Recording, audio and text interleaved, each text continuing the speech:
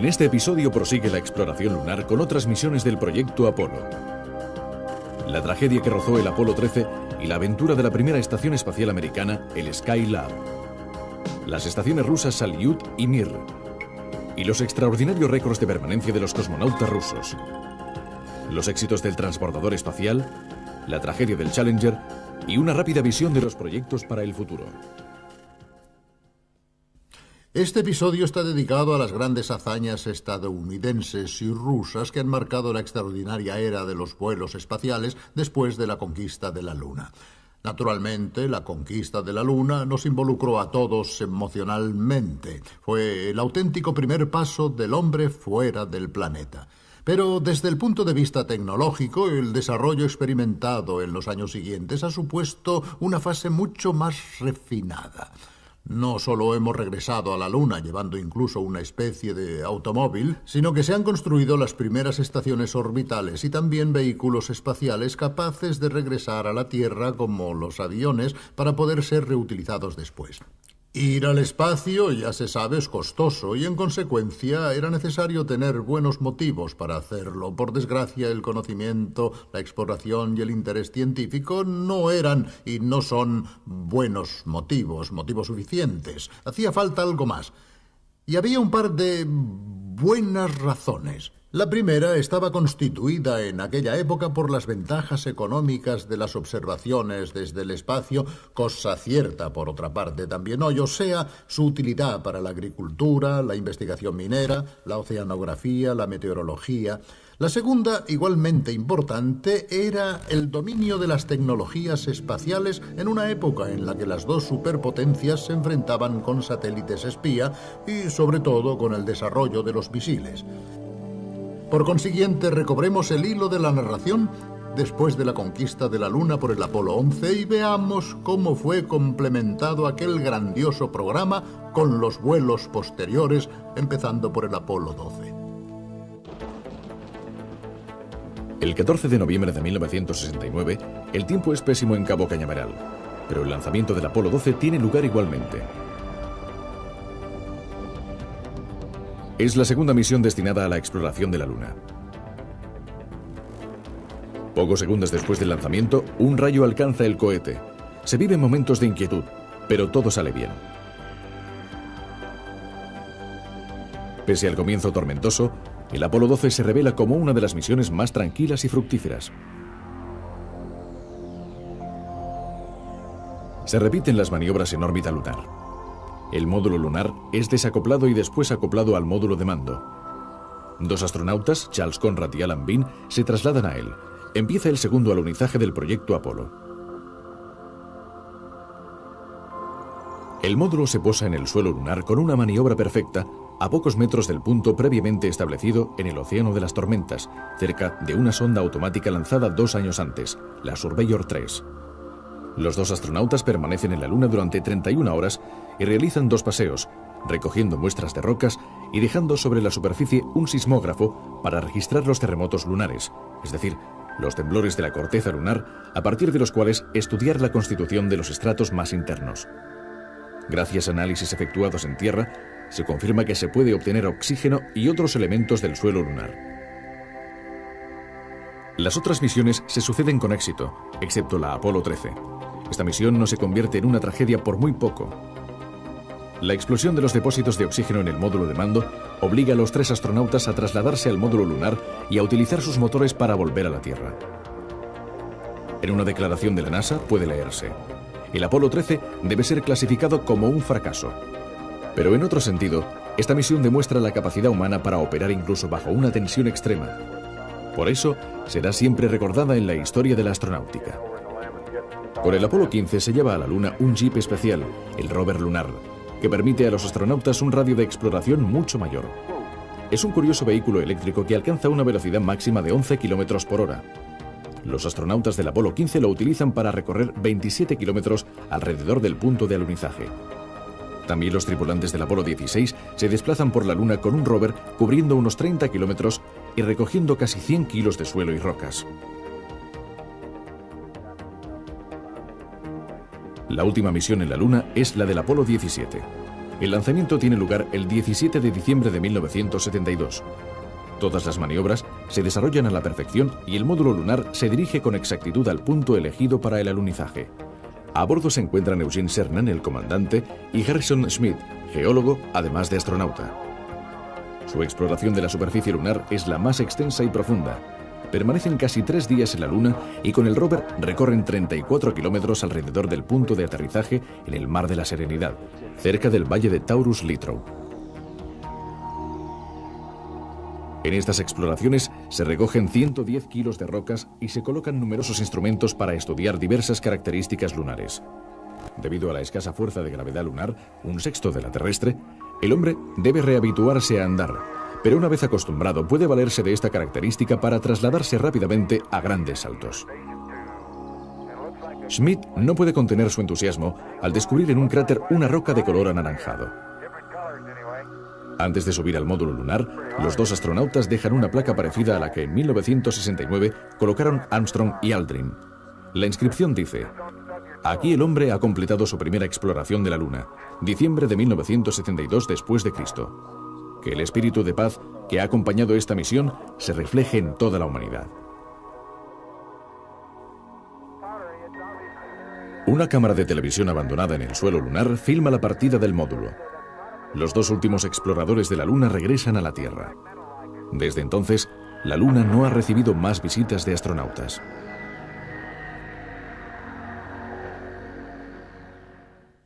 Bueno, son imágenes que todavía hoy nos dejan maravillados, sobre todo si pensamos que estos progresos se realizaron en muy poco tiempo. Mi madre, que ha asistido gracias a la televisión a las misiones lunares, me decía que cuando era pequeña había visto pegados en las paredes carteles que invitaban a la población a asistir a los primeros intentos de los pioneros de la aviación, y los titulares de los carteles decían: ¿conseguirán volar? Bien, pues durante el transcurso de su vida, las personas de su generación han visto cómo las máquinas voladoras pasaban de las tentativas de planeo al aterrizaje en la Luna. Esta hazaña se narra en un interesante museo de Washington que nuestros enviados han ido a visitar y que muestra y contrapone la actividad de los hermanos Wright y la de los astronautas. Veamos. Este es el primer avión que voló. Se trata del famoso avión de los hermanos Wright. Era el año 1903 y se encuentra aquí, en Washington, en el National Air and Space Museum, el Museo del Aire y del Espacio. Y a pocos metros de distancia está el módulo de mando del Apolo 11, con el que el hombre llegó por primera vez a la Luna.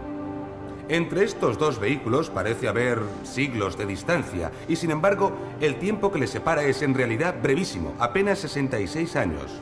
66 años para pasar de los aviones con alas de tela y de madera y con mandos manuales a las astronaves conducidas por ordenador.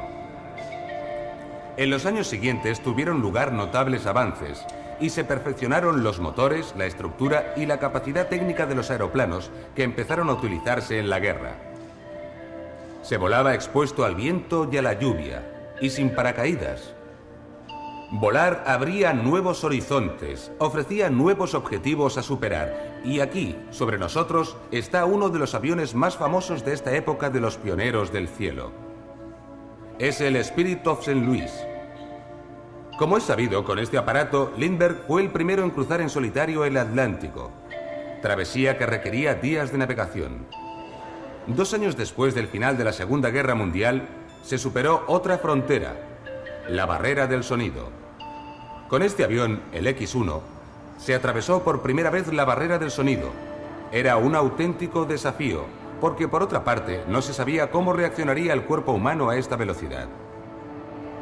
Este extraño avión negro ha marcado una época. Hasta los años 50 ningún avión había salido de la atmósfera, y este aerocohete llamado X-15 lo hizo por primera vez.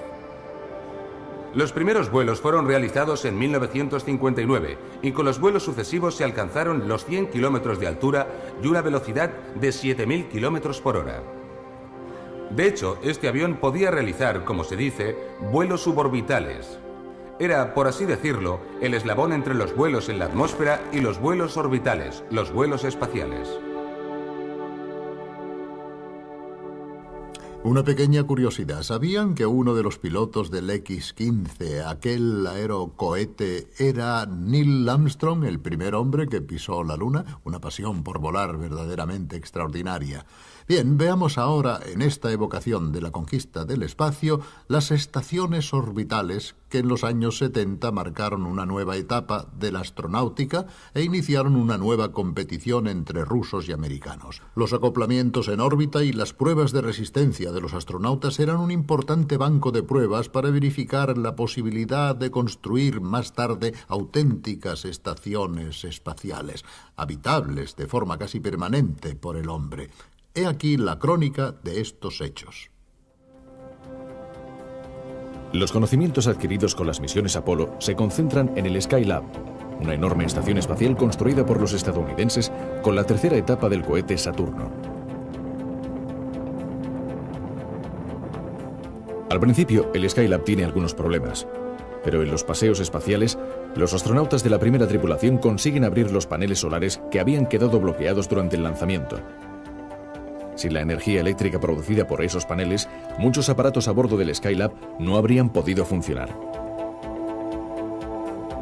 Durante la misión, 3 tripulaciones compuestas por 3 astronautas cada una permanecen largos periodos en la estación espacial, llevando a cabo experimentos sobre la fisiología del cuerpo humano en condiciones de ingravidez y tomando miles de fotografías de la superficie terrestre. También el Sol es estudiado por los astronautas del Skylab y, sin el velo opaco de la atmósfera, se consiguen imágenes extraordinarias de los fenómenos más importantes: las gigantescas protuberancias que se levantan cientos de miles de kilómetros o las fulguraciones, violentas tormentas magnéticas cuyas consecuencias pueden sentirse incluso en nuestro planeta. El Skylab cae en la Tierra, desintegrándose al entrar en contacto con la atmósfera en 1979. Durante los años 70 tiene lugar otra misión, importante sobre todo por su valor simbólico. Es la misión Apolo-Soyuz, el acoplamiento en órbita de una nave estadounidense con su equivalente soviética. Es la primera vez que estadounidenses y soviéticos, enfrentados por la Guerra Fría, colaboran en el campo espacial. Las 2 cápsulas se lanzan con pocas horas de diferencia el 15 de julio de 1975 desde las bases de Baikonur y de Cabo Cañaveral. La cita en el espacio se logra a la perfección. Durante una semana, las 2 naves permanecen acopladas y las tripulaciones llevan a cabo varios experimentos y observaciones. Con esta misión concluyen los vuelos de las cápsulas Apolo. La NASA ya está pensando en una nueva manera de viajar por el espacio, un transbordador utilizable varias veces, el Space Shuttle. Entretanto, los soviéticos realizan con éxito la serie de estaciones espaciales Salyut, en las que las tripulaciones pasan algunos meses en órbita, demostrando así que el cuerpo humano puede sobrevivir durante largos periodos de tiempo en ausencia de gravedad. En estas estaciones se desarrollan complejos experimentos científicos y se estudia en profundidad la superficie terrestre, la atmósfera y los océanos. Las observaciones astronómicas son numerosas, especialmente de fenómenos que no son visibles desde la Tierra debido a la atmósfera, como las emisiones de rayos X, de rayos gamma y de rayos ultravioletas de las estrellas, de las galaxias e incluso del Sol. A las estaciones de la serie Salyut pueden acoplarse a la vez 2 naves Soyuz. La maniobra se realiza por primera vez sin problemas en enero de 1978. La Soyuz 27 se acopla a la estación espacial a la que ya estaba unida la Soyuz 26, que había atracado un mes antes. Para abastecer la Salyut, los soviéticos utilizan naves sin tripulación, las Progress, que hacen de enlace entre la Tierra y el espacio, suministrando a las estaciones combustible, oxígeno, víveres, instrumentos científicos y recambios, y también llevando el correo a los cosmonautas. En la estación Salyut 7 se encuentra la segunda cosmonauta soviética, Svetlana Savitskaya. Junto a Savitskaya están otros 4 cosmonautas. Los sistemas de a bordo, proyectados para albergar 5 personas como máximo, son puestos a prueba.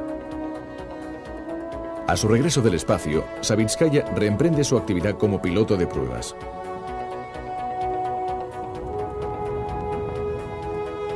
Las estaciones de la serie Salyut han estado ocupadas hasta 1986. La última Salyut, la número 7, se precipitó sobre la Tierra desintegrándose al contacto con la atmósfera en 1991. Pero entre tanto, la Salyut ha sido sustituida por una nueva estación espacial, la Mir, que todavía sigue en órbita. La Mir es puesta en órbita el 20 de febrero de 1986 por un gigantesco cohete Proton. La nueva estación es tan grande como las viejas Salyut, pero presenta grandes novedades. En sus 5 escotillas pueden atracar a la vez 5 Soyuz, varias naves de carga Progress y varios módulos científicos como el Kaband. Pueden vivir a bordo hasta 6 cosmonautas y sus habitáculos son mucho más cómodos que los de la vieja Salyut. En la Mir, Valery Polyakov bate el récord de permanencia en el espacio con 439 días de estancia en la estación espacial. Actualmente está demostrado que el hombre puede vivir en estas condiciones durante largos periodos, aunque su sistema muscular y esquelético necesita una gimnasia diaria cuidadosamente estudiada.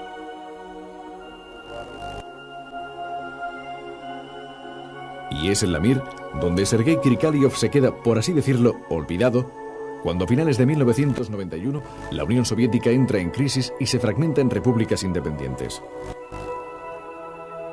Krikalev, que debía regresar a la Tierra en octubre de 1991, conseguirá volver en marzo de 1992, no ya a la Unión Soviética de la que había salido, sino a una nueva nación, Rusia. Bien, pueden pasar cosas así en el espacio, pero hay un aspecto interesante a mencionar en las misiones espaciales soviéticas. Mientras que los astronautas estadounidenses regresaban, como sabemos, con el clásico splashdown en el océano, en las proximidades de una nave de apoyo, los soviéticos, en cambio, caían directamente sobre la dura madre tierra con la ayuda de un paracaídas. Durante muchos años los soviéticos no facilitaron detalles de estas entradas. Ahora, en cambio, sabemos muchas cosas, algunas muy curiosas. Nos ha hablado de ello nuestro enviado, que ahora nos ofrece una breve entrevista realizada en Moscú con el segundo astronauta soviético después de Gagarin, German Titov. General Titov, ¿cómo les explicó a las primeras personas que le encontraron que no era un extraterrestre? Cuando volví a tierra, el paracaídas principal se abrió a una altura de casi 4,5 kilómetros.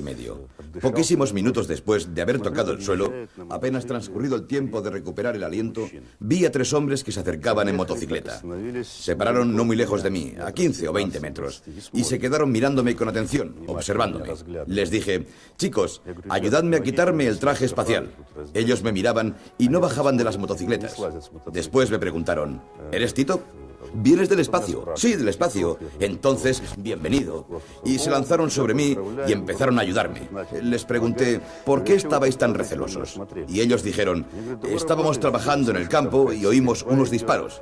En efecto, el astronauta es catapultado fuera de la nave mediante unas cargas explosivas. Caían algunos objetos del cielo. No comprendíamos qué estaba pasando. No había paracaidistas, nadie. Después te hemos visto a ti con el traje espacial de color naranja. Ese traje tan extraño, y hemos pensado que nuevamente habían abatido a un piloto americano.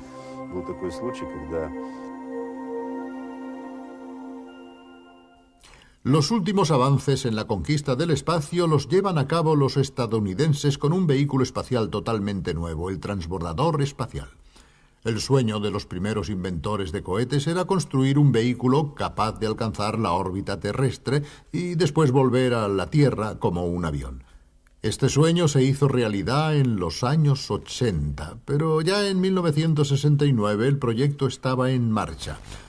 Bueno, en aquel momento yo me encontraba en Houston y hablando con el jefe del proyecto que después construiría el transbordador, le pregunté si podía reservar plaza en el primer vuelo con periodistas a bordo.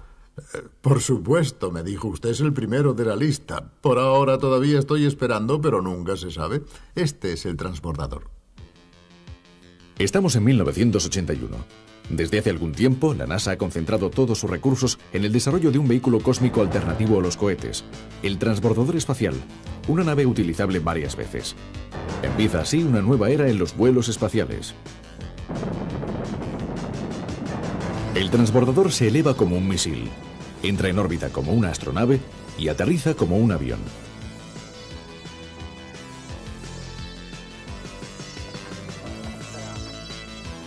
Así es como funciona.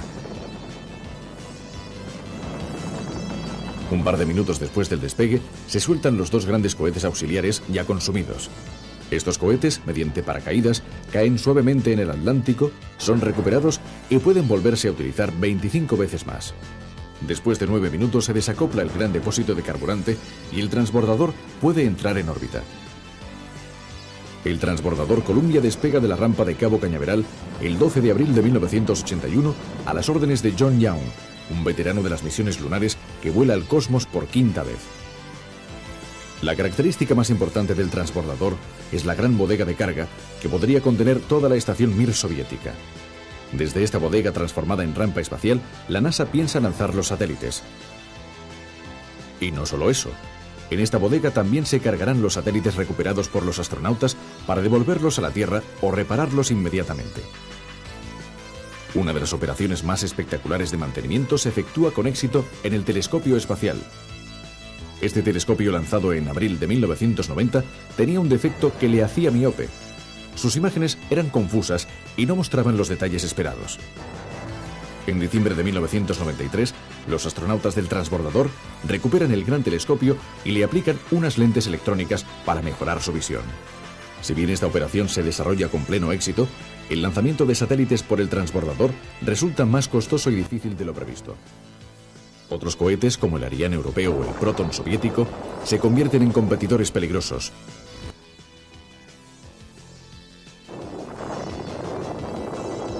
Pero el transbordador tiene otras muchas cosas que ofrecer. Puede albergar hasta 7 personas con posibilidades de trabajar, de realizar experimentos y de vivir con bastante comodidad. En 1983, en el transbordador vuela la primera astronauta americana, Sally Ride. En una misión del año siguiente, entre los 7 componentes de la tripulación se encuentran 2 mujeres, de nuevo Sally Ride y Katherine Sullivan, que se convertirá en la segunda mujer que paseará por el espacio, precedida pocas semanas antes por Svetlana Savitskaya a bordo de la Salyut 7. A mediados de los años 80, el transbordador se considera un éxito, tanto para ser utilizado con fines comerciales como con fines científicos. Pero el 28 de enero de 1986, el programa sufre un golpe imprevisto. La rotura de una guarnición en uno de los 2 cohetes auxiliares provoca una tragedia. El Challenger explota después de 73 segundos de vuelo. Los 7 miembros de la tripulación, entre ellos una maestra que debía dar algunas lecciones desde el cosmos, perecen en el accidente. Los vuelos se suspenden durante más de 2 años. El transbordador, completamente renovado y dotado con los mejores sistemas de seguridad, vuelve a volar en 1989. Cada año realiza 6 o 7 misiones. Sigue dedicado al lanzamiento y al mantenimiento de satélites, pero su principal función en el futuro será la construcción de una gran estación espacial multinacional que se llamará Alpha.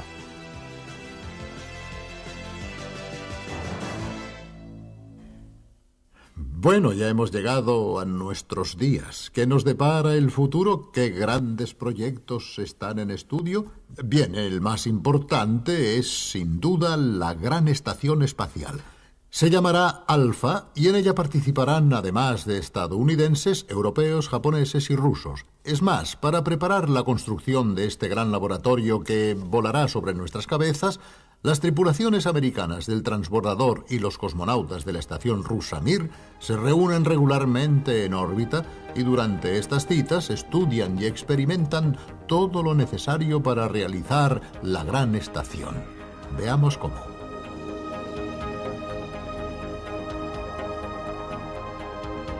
La Estación Espacial Alpha es el próximo gran programa espacial. Veámosla en una animación por ordenador.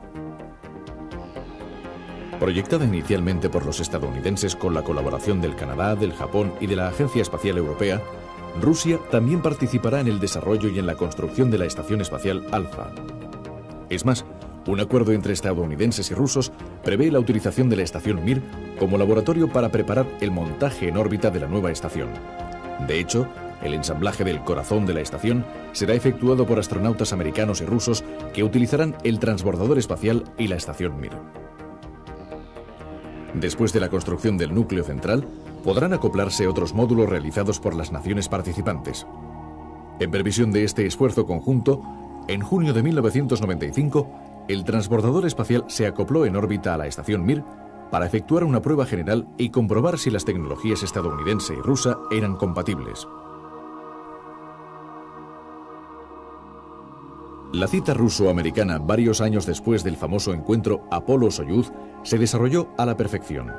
La próxima etapa será el inicio de la auténtica construcción y tendrá lugar en los primeros años del próximo milenio. La estación espacial será muy versátil y flexible. Son numerosas las funciones que actualmente ya tiene asignadas. Servirá como centro de investigación biomédica para estudiar el comportamiento del hombre en condiciones de ingravidez, permitirá desarrollar nuevas tecnologías que utilicen la microgravedad, e incluso podría convertirse en una central eléctrica que transformara la energía solar en microondas y las transmitiera a la Tierra. La Estación Espacial Alpha también funcionará como hace hoy en pequeña escala el transbordador, como taller de reparaciones para satélites averiados y como base de lanzamiento de sondas destinadas a estudiar otros planetas del sistema solar. En resumen, se podrán hacer muchas cosas en el espacio. Algunas ya están previstas, otras todavía deben definirse, porque el problema, como siempre, es la financiación. Pero lo que hemos visto en este episodio nos ha permitido comprender que la capacidad inventiva y tecnológica del hombre se abre sobre fronteras siempre nuevas. Me quedó grabada una frase que un día dijo Wernher von Braun, el creador del vuelo a la Luna. Durante mi vida, dijo, he aprendido que la palabra imposible en realidad no existe. Bueno, quizás no sea exactamente así, pero hay algo de verdad en ello si observamos lo que ha sucedido en estos decenios en el espacio, y no solo allí. Hasta pronto, adiós. Gracias a análisis efectuados en Tierra, se confirma que se puede obtener oxígeno y otros elementos del suelo lunar. Las otras misiones se suceden con éxito, excepto la Apolo 13. Esta misión no se convierte en una tragedia por muy poco. La explosión de los depósitos de oxígeno en el módulo de mando obliga a los 3 astronautas a trasladarse al módulo lunar y a utilizar sus motores para volver a la Tierra. En una declaración de la NASA puede leerse: el Apolo 13 debe ser clasificado como un fracaso.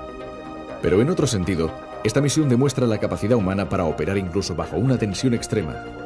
Por eso, será siempre recordada en la historia de la astronáutica.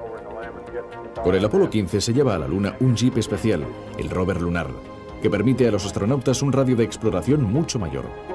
Es un curioso vehículo eléctrico que alcanza una velocidad máxima de 11 km por hora. Los astronautas del Apolo 15 lo utilizan para recorrer 27 kilómetros alrededor del punto de alunizaje. También los tripulantes del Apolo 16 se desplazan por la Luna. Pocos segundos después del lanzamiento, un rayo alcanza el cohete. Se viven momentos de inquietud, pero todo sale bien. Pese al comienzo tormentoso, el Apolo 12 se revela como una de las misiones más tranquilas y fructíferas. Se repiten las maniobras en órbita lunar. El módulo lunar es desacoplado y después acoplado al módulo de mando. 2 astronautas, Charles Conrad y Alan Bean, se trasladan a él. Empieza el segundo alunizaje del proyecto Apolo. El módulo se posa en el suelo lunar con una maniobra perfecta a pocos metros del punto previamente establecido en el Océano de las Tormentas, cerca de una sonda automática lanzada 2 años antes, la Surveyor 3. Los 2 astronautas permanecen en la Luna durante 31 horas y realizan 2 paseos, recogiendo muestras de rocas y dejando sobre la superficie un sismógrafo para registrar los terremotos lunares, es decir, los temblores de la corteza lunar, a partir de los cuales estudiar la constitución de los estratos más internos.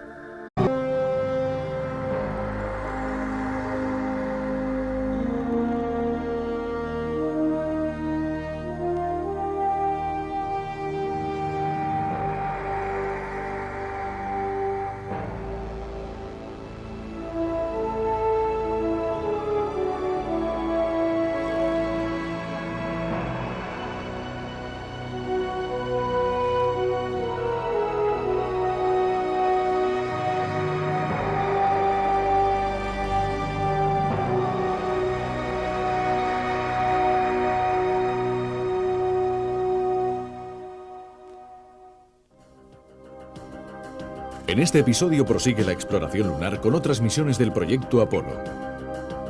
La tragedia que rozó el Apolo 13 y la aventura de la primera estación espacial americana, el Skylab. Las estaciones rusas Salyut y Mir. y los extraordinarios récords de permanencia de los cosmonautas rusos, los éxitos del transportador espacial, la tragedia del Challenger y una rápida visión de los proyectos para el futuro. Este episodio está dedicado a las grandes hazañas estadounidenses y rusas que han marcado la extraordinaria era de los vuelos espaciales después de la conquista de la Luna. Naturalmente, la conquista de la Luna nos involucró a todos emocionalmente. Fue el auténtico primer paso del hombre fuera del planeta. Pero desde el punto de vista tecnológico, el desarrollo experimentado en los años siguientes ha supuesto una fase mucho más refinada. No solo hemos regresado a la Luna llevando incluso una especie de automóvil, sino que se han construido las primeras estaciones orbitales y también vehículos espaciales capaces de regresar a la Tierra como los aviones para poder ser reutilizados después. Ir al espacio, ya se sabe, es costoso y en consecuencia era necesario tener buenos motivos para hacerlo. Por desgracia, el conocimiento, la exploración y el interés científico no eran y no son buenos motivos suficientes. Hacía falta algo más. Y había un par de buenas razones. La primera estaba constituida en aquella época por las ventajas económicas de las observaciones desde el espacio, cosa cierta por otra parte también hoy, o sea, su utilidad para la agricultura, la investigación minera, la oceanografía, la meteorología. La segunda, igualmente importante, era el dominio de las tecnologías espaciales en una época en la que las dos superpotencias se enfrentaban con satélites espía y, sobre todo, con el desarrollo de los misiles. Por consiguiente, recobremos el hilo de la narración después de la conquista de la Luna por el Apolo 11 y veamos cómo fue complementado aquel grandioso programa con los vuelos posteriores, empezando por el Apolo 12. El 14 de noviembre de 1969, el tiempo es pésimo en Cabo Cañaveral, pero el lanzamiento del Apolo 12 tiene lugar igualmente. Es la segunda misión destinada a la exploración de la Luna.